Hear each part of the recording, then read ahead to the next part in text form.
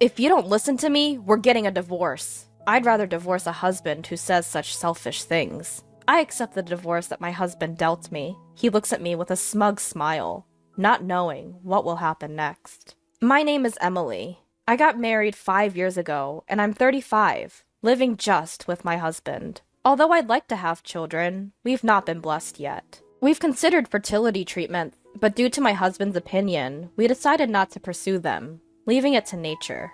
If we can't have them, it's still a life living, just the two of us. My husband said that, and it helped to ease my mind a bit. After we got married, both of my husband's parents passed away, one after another, which left us no time for treatments. Truth be told, my husband is quite dominant.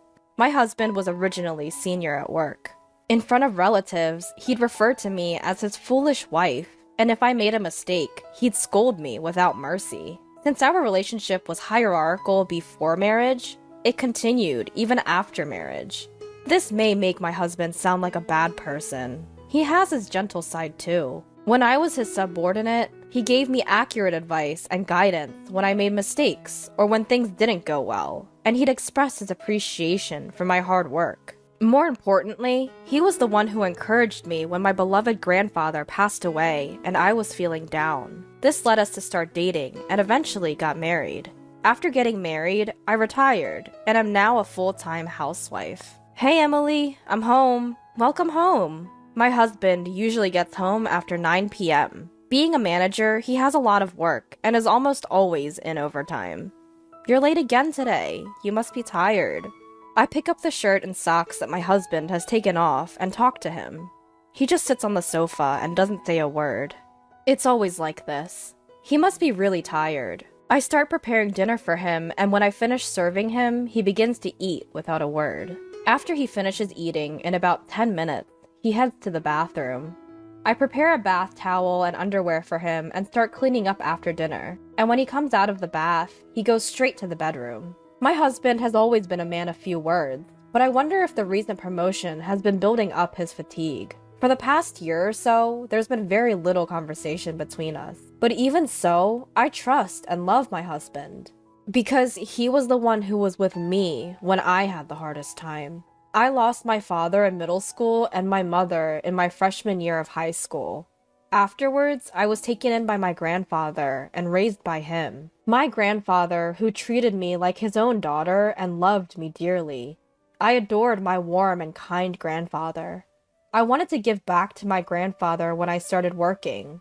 With that thought, I saved money after getting a job, took my grandfather on trips, and shared delicious meals with him. The time I spent with my grandfather was enjoyable, and I wished for him to stay healthy and energetic forever. However, 3 years after I started working, my grandfather passed away from lung cancer. I was literally left all alone. I knew I would have to part with my grandfather someday, but I didn't expect it to come so soon. Wished I could have done more for my grandfather. We could have spent more time together. I was so sad, spending every night crying. The person who noticed my change was my then boss, my husband. My husband genuinely listened to me, saying, "You've been through a lot. You did well." I was truly lucky to have him as my boss. Normally a stern and intimidating boss, my husband was gentle with his words at that time. I'm sure he is a kind man deep down. I know that. That's why I want to continue to serve him. I think so. On such a day off in the afternoon, the home phone rang. Hello? Oh, Emily, it's me. The caller was my husband's younger brother. Oh, long time no see. What's up? I need to speak to my brother. Is he around? Sure, hold on a sec. I called out to my husband, who was lounging in the living room. You have a phone call? As expected, there was no response. Without a word, my husband took the phone. Hello? Hey, how are you? What's up? His face, which had been soured just a moment ago, immediately turned into a smile when he picked up his brother's call. My brother-in-law, who was 15 years younger than my husband. Perhaps because of the age gap, my husband dotes on him a lot. I hear that he is living a blissful life with his beautiful wife he got 2 years ago. But I wonder what's up. Ah, is that so? So, are you okay? The tone of my husband's voice completely changed to a serious one. I wonder what's going on. Well, if you're ever in trouble, just tell me, okay? I'm your big brother after all. With that, my husband hung up the phone. What happened? Is something wrong? My brother, he seems to have been laid off. What? Laid off? I was surprised. I never expected something like this to happen. Yeah, I heard the company was struggling, but I didn't expect him to be laid off. My husband sat down on a chair, looking downcast. I was also unable to hide my shock. My brother-in-law is the exact opposite of my husband. He is gentle, calm, and always humble. He treats me with respect as his sister-in-law, and even when my husband insults me in front of our relatives, he would defend me, saying, "Bro, that's not fair to Emily," and never fails to show consideration for me by apologizing. Sorry, Emily, for my brother's rude behavior. His wife is also a similar type of person, and I had a good impression of them as a couple. And now, he has been laid off. I started to think about what I could do for my brother-in-law and his wife. I want to help them, wanted to support them, even little. That's what I'm determined to do. Hey, isn't there something I can do? I asked my husband. He gave me a sharp look. What do you mean by something? Well, I was thinking, can't we do something to make your brother feel even a little better? At my words, my husband sighed heavily. You really are a hopeless woman.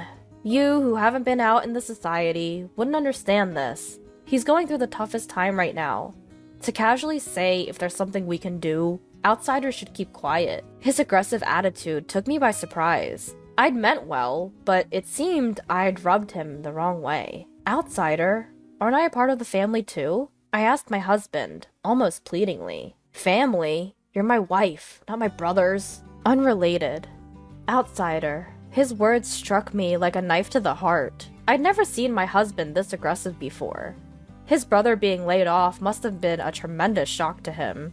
But there are things you can and can't say.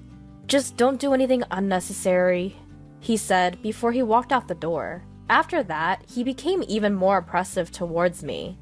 What's with this meal? Learn from my brother's wife. What did you do all day today? My brother's wife always keeps herself tidy and manages the household work perfectly, he barked. I'd never seen him be so unreasonable. I wondered what on earth had happened. Enough! What on earth happened to you? I finally snapped back at my husband. Shut up! Everything's a mess because of you, he blurted out, making no sense. I didn't know where to start with him. Before long, we weren't even making eye contact, and the gap between us was growing wider and wider. I began to question my relationship with my husband. One day, my husband started sorting out things in the morning. Like a thorough cleaning, he was sorting necessary and unnecessary items, steadily increasing the number of garbage bags. I wondered what he was up to, but our relationship had grown cold lately. I didn't have the energy to speak to him, so I didn't intervene in his. But unusually, he spoke to me. Hey, what are you doing? You should start packing too. Huh? Packing for what? We're moving out. I'm giving this house to my brother and his wife. What? What are you talking about? I found out that he intended to give the house where we were living to my unemployed and struggling brother-in-law and his wife. Wait a minute. Why are you doing this all of a sudden? Shut up! Don't defy me! My husband shouted at me loudly, but I didn't back down. You said you wanted to do something for your brother, didn't you? That's a completely different issue. What are we supposed to do if we hand over the house? Where are we going to live? We'll figure that out later. My brother's in trouble right now, and as his elder brother, I need to help him. My husband was moving the conversation along entirely on his own. To begin with, my brother-in-law was not the kind of person to kick us out and move into someone else's house brazenly. Despite this, why? As I gave my husband a suspicious look, he handed me something. If all you're going to do is talk back, you're of no use to me anymore. We're getting a divorce. Get out of here, right now. He threw at me the divorce papers already filled out. I couldn't believe he was proposing divorce. Stunned by my husband's unexpected move, I could only stand there. And yet, it felt strangely appropriate. I didn't feel like we could continue as a couple even if we stayed together. Maybe this is a good opportunity. I picked up the divorce papers that had fallen to the floor and signed them, without a word. My husband was watching me with a triumphant smile. His expression was so comical that I almost burst out laughing. When I had finished filling out the divorce papers, I turned to my husband. This house isn't yours, is it? Huh? This house is the one I lived in with my grandfather.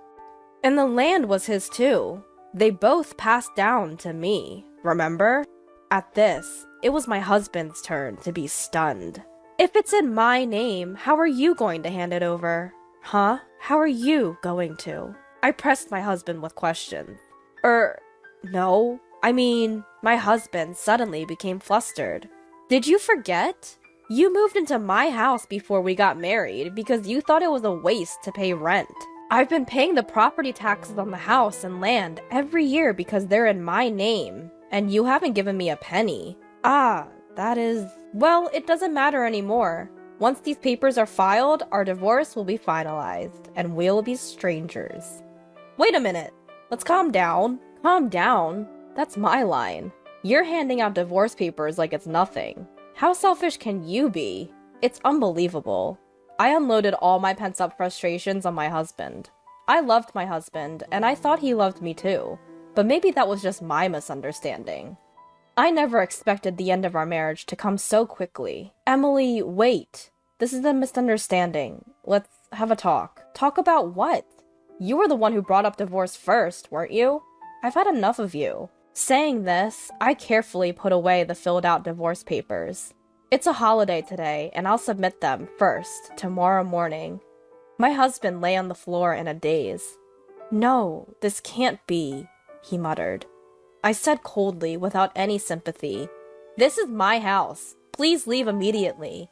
Once the papers are filed, we'll be strangers. I can't live under the same roof with a stranger." My husband grumbled until the moment he left, but I did not waver at all. After all, he's a stranger now. There's no need to show any mercy. Even when my husband cried and clung to me, I didn't feel anything. And then my husband left the house as if resigned to his fate. News of my divorce from my husband spread quickly at his company. He was immediately looked down upon at work, I heard. Rumors about the reasons for our divorce and my husband's behavior throughout our married life spread in great detail. It seemed my husband had entirely lost his place at his company. I really wonder who started and propagated these rumors. All I did was answer the questions his colleagues and subordinates asked me, and nothing more. Then, about 6 months after our divorce, I ran into a person I'd rather not see when I was returning from the real estate agency. It was my husband. Well, since we're divorced, he's my ex-husband now. It seemed like he had been lying in wait for me to come out of the agency. The whole situation was quite unsettling. Even when I tried to ignore him, he continued to follow me persistently. Finally, out of patience, I reluctantly agreed to talk with him. "Enough! If you have something to say, just say it quickly. Emily, I've always despised you," he declared. What? His sudden proclamation left me baffled. It turned out he had been blaming me for his brother's layoffs. Huh? Why would that be my fault? Ever since we got married, bad things just kept happening, he insisted. Indeed, after we got married, unfortunate events, like his parents passing away and him getting injured, occurred. But his father was already hospitalized before we got married, and his mother was always frail. His injury was a result of his own drunken clumsiness. He tripped over a curb and broke his wrist. Still, in his mind, it seemed like I was the person responsible for all the misfortune. So you think I was the cause of all the misfortune, and that's why you hated me? I always thought you were just a bit awkward, but you were simply despising me, huh? I was thoroughly exasperated with him. He just kept blaming everyone else without taking any responsibility. There was no basis for his accusations. I couldn't believe someone like him managed to be a supervisor at his company. I began to worry about his subordinates, fearing they might be unjustly criticized for no reason. When did this reliable superior turn into such a person? And I felt a bit pitiful for having been married to someone like him. But even after divorcing you, bad things have kept happening to me. What kind of bad things? At my question, he rolled up his sleeves. There were exposed, painful-looking burns from a fire. Actually, my apartment burned down 3 months ago. But that's not all. I lost my wallet, making mistakes at work. Plus, my brother's been acting cold to me and hasn't been in touch recently. So even after we split, his misfortunes continued. Well, that's to be expected. To be honest, hearing such stories doesn't make me feel sympathetic or sorry for him at all. After all, these are all consequences of his own actions, and I have nothing to do with them. Please, Emily, come back to me. I can't do it without you, okay? We've been a couple for so long. Didn't I take care of various things when you were still a working woman? And didn't I help you so much when your grandfather passed away? Didn't I? Looking at this man in front of me, trying to guilt trip me, I felt a chill run down my spine. All your misfortunes are from your actions that took. Maybe you should take a good look at yourself and do something about your bad habit of blaming others for everything. With that, I walked away from him. Emily, wait up! Emily!